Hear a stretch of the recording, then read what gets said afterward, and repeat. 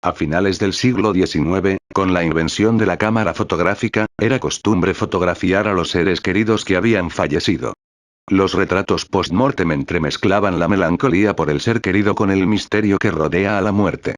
Son fotos tomadas a difuntos y que implican un primer acercamiento de la fotografía a la representación de cuerpos muertos. Sacar a la luz la imagen de un cadáver hoy se considera un tabú, pero a finales del siglo XIX se trataba de una práctica habitual que no tenía otra intención que la preservar un último recuerdo de los seres queridos. Hay incluso registros de pinturas al óleo hechas con esa misma intención. Las imágenes captadas posterior al fallecimiento de una persona forman parte de la historia de la fotografía. Cuando el uso de las cámaras fotográficas comenzó a popularizarse, muchas personas utilizaron la invención de este artefacto para preservar un recuerdo de sus seres queridos que habían fallecido. Como a finales del siglo XIX, principios del XX, los índices de mortalidad eran muy altos, sobre todo en los niños, gracias a esa necesidad de guardar una imagen física de esa persona, surgió este oscuro género. Angelitos, esa era la forma como se le llamaba a los niños o bebés recién nacidos o de pocos meses que fallecían. Pero volviendo a la época de la fotografía post-mortem, cuando las familias eran numerosas y tenían entre 8 y 10 hijos, era muy común que de toda esa descendencia, siempre murieran varios de ellos. ¿Pero por qué se les llama angelitos? La respuesta es muy simple. En la religión católica, se tiene la creencia de que los niños que mueren sin pecado original, pero habiendo sido bautizados, al fallecer van directamente al cielo para convertirse en angelitos. En cambio, los niños o bebés que no han sido bautizados, y que muchas veces reciben ese sacramento en sus últimos momentos. Pero en esa época, muchas veces los niños que fallecían sin haber sido tocados por las aguas bautismales, eran enterrados con los ojos abiertos para que pudiesen ver la gloria del Señor. Durante los primeros años de la fotografía post-mortem, se acostumbraba a fotografiar los cuerpos de las personas fallecidas como si estuviesen durmiendo.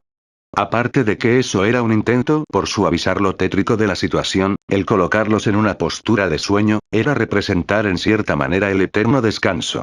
Tomando en cuenta este contexto, las fotografías de niños fallecidos, junto a sus padres o a sus hermanos, eran una costumbre muy arraigada y que por ende no era mal vista. Esto permitió que se conservaran hasta la actualidad, imágenes de hermanos y padres que aparecen junto a sus difuntos hermanos o hijos, madres que sostienen a sus bebés de pocos meses en el regazo, niños y niñas con la mueca de muerte reflejada en la comisura de los labios, ojos con la mirada perdida en el infinito, etc., son algunas de las imágenes que nos regala la fotografía post-mortem, como única prueba de que esa persona existió. Por esta época, las personas que se encargaban de realizar ese tipo de fotografías se volvieron muy cotizadas, ya que por lo peculiar de su oficio, sus servicios eran muy demandados y muchas veces demasiado caros, porque aparte de que el trabajo requería de que el fotógrafo se trasladara hasta el lugar donde la persona había fallecido, era todo un show montar el set donde posaría la persona que se deseaba fotografiar para lograr una imagen con actitud apacible.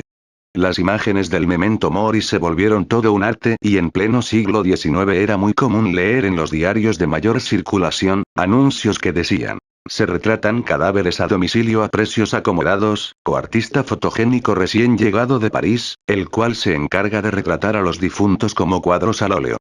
Esa era la manera como publicitaban sus servicios en aquella época. El fotógrafo mexicano más famoso en este tipo de fotografía fue Juan de Dios Machain, artista tapatío, quien captó a través de su lente, principalmente velorios de niños en el estado de Oaxaca. Una característica muy peculiar de este tipo de fotografía fue que se volvió una práctica muy común, disponer de los cadáveres de tal manera que simularan estar realizando algún acto cotidiano, proceso que incluya muchas veces, abrir los ojos del difunto, utilizando utensilios diversos, por lo general era una cucharita de café, la cual se empleaba como herramienta para colocar nuevamente en su lugar el ojo en la cuenca. De hecho, se solía dar completa libertad a la persona encargada de tomar la imagen, para vestir y disponer del cuerpo como considerara apropiado. Estas fotos en particular en las que aparecía un cadáver rodeado de su familia, se convirtieron en verdaderas puestas en escena en las que se intentaba conferir cierto humanismo al rodearlos de flores, familiares, mascotas, etc. en un intento por suavizar la situación y transformar la imagen de desdicha y desgracia, en algo más cálido y familiar, ya que, como lo comenté antes, muchas veces esa última fotografía iba a ser la única prueba de que esa persona había existido.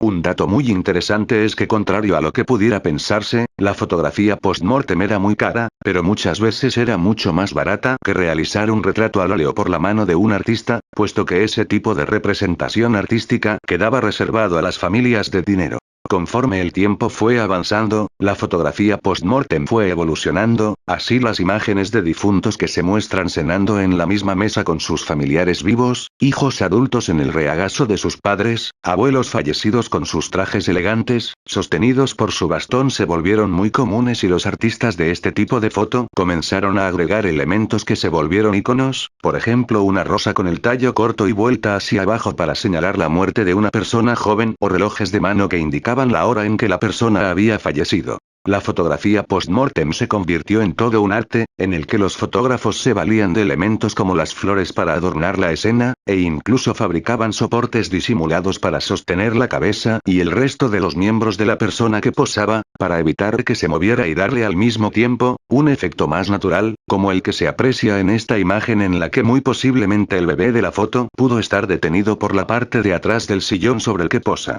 Respecto al maquillaje, los fotógrafos de aquel entonces, se convirtieron en auténticos artistas, pero tenía que ver mucho la causa de la muerte de la persona, porque aunque a veces se lograban resultados muy buenos, había otros en los que era ya demasiado el tiempo que había pasado entre el deceso de la persona y el momento de la fotografía que resultaba muy difícil lograr una apariencia serena y natural y en los que el resultado era medio macabro como en la siguiente fotografía. Los retoques con colores, que era algo así como el Photoshop de la prehistoria, era una técnica muy recurrente para mejorar las fotos, pero en el caso de algunas imágenes, logra el efecto contrario.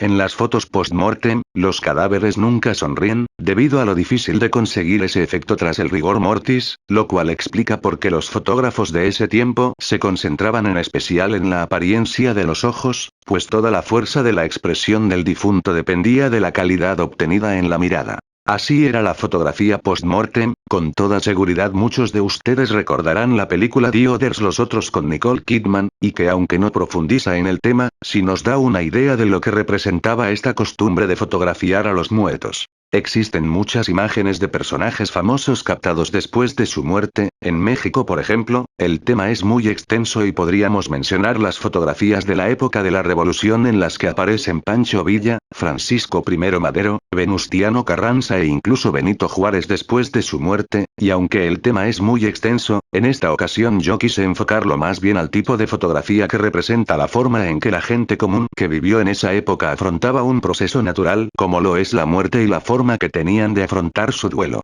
Aunque esta práctica desapareció conforme pasó el tiempo y llegaron otros adelantos tecnológicos, no deja de ser interesante conocer cómo era todo esto y darnos cuenta que por más siniestro que pudiera parecer ahora para nosotros, la gente de ese entonces no lo veía así y forma parte de la historia de la fotografía.